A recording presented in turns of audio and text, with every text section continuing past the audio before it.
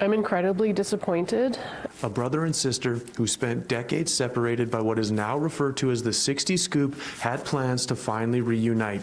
But just hours before the pair were supposed to meet each other for the first time, one of the siblings canceled.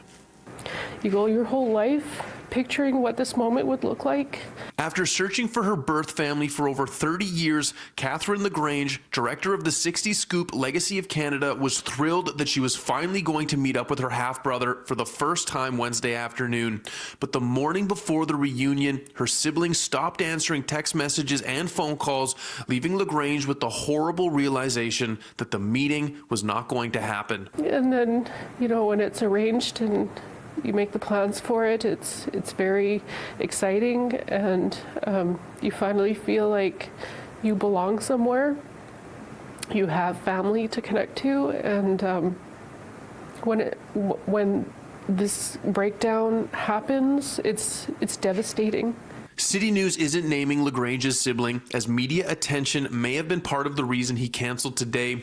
Wednesday was not the celebratory reunion LaGrange was hoping for, but she says it's important to acknowledge for her and all 60 Scoop survivors that this type of heartbreak over attempting to connect with birth families unfortunately happens often. This is common for folks who have been through adoption and the 60 Scoop. It's not always a happy reunion.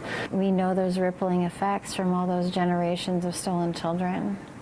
And our office has become a beacon of all families who are looking to reunify. First Nations family advocate Cora Morgan says going forward, more supports are needed to help people like LaGrange rediscover their roots and connect with lost loved ones.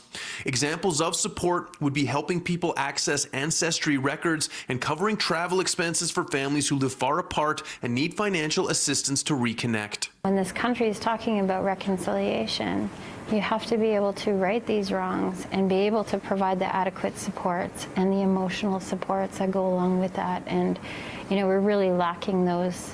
LaGrange has hope that one day her and her half-brother will finally meet. I'll wait for him to come to me. I think that there was a reason that he felt overwhelmed or unable to come today, and so I don't want to continue to put that pressure on him to maintain a relationship. I think if he wants to, he'll reach out to me, and so that's my plan.